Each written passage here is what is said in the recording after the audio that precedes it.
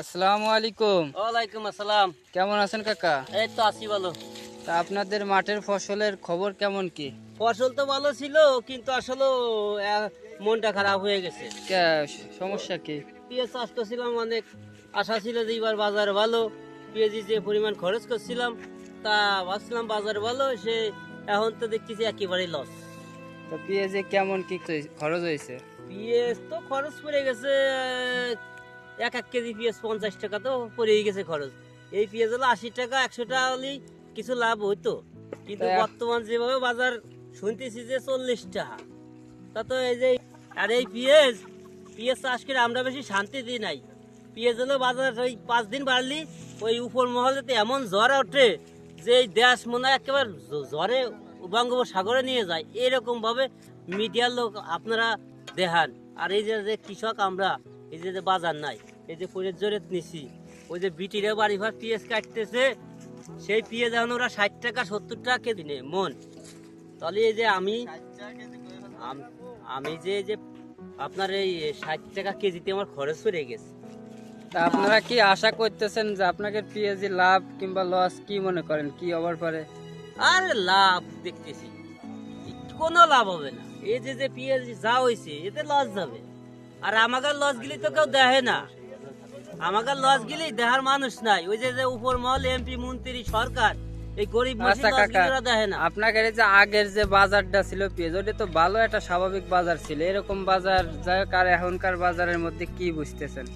আর আগে যে বাজার ছিল ওইটাই ঠিক ছিল, কিন্তু ওই বাজারটা তো ওই মনে করেন যে আপনারা মিডিয়ার লোক, ওই যে পুলিশ ভাই আছে, সরকারি বড় বড় কর্মকর্তারা আছে, তারা আন্দোলন করে তো বাজার কমাইলো। আর এখন যে বাজারটা কমে গেছে, এই কৃষকের পাশে এসে আপনারা দাঁড়ান, যে বাজারে আমাদের কিছুই হবেন না পেয়েছি।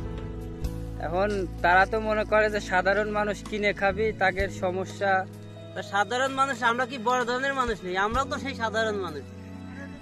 এই যারা এইসব কথা বলে, ওই তাদেরকে এরকম পেঁয়াজ চাষাবাদ করবার কন, দেখেন কি জ্বালাটা। তা আপনাদের পেঁয়াজের ফলন হইতেছে কেমন? ফলন হইতেছে আপনার হলো পাখিতে 35-40 মন।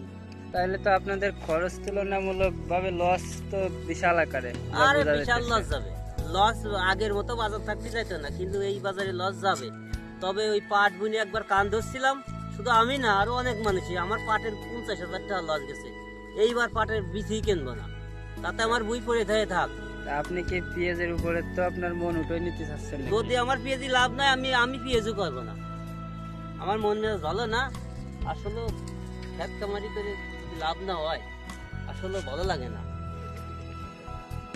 এতে কি আপনি মনে করেন যে সরকারের কোনো দোষ বা কোনো আছে?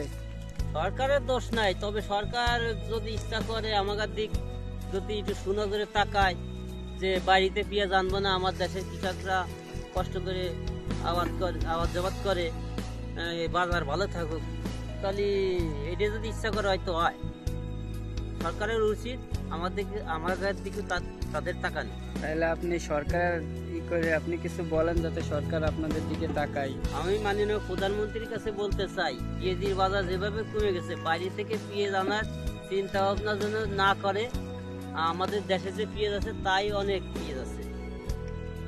আপাতত পেঁয়াজ আনার চিন্তা ভাবনা না করলে আমরা খুশি।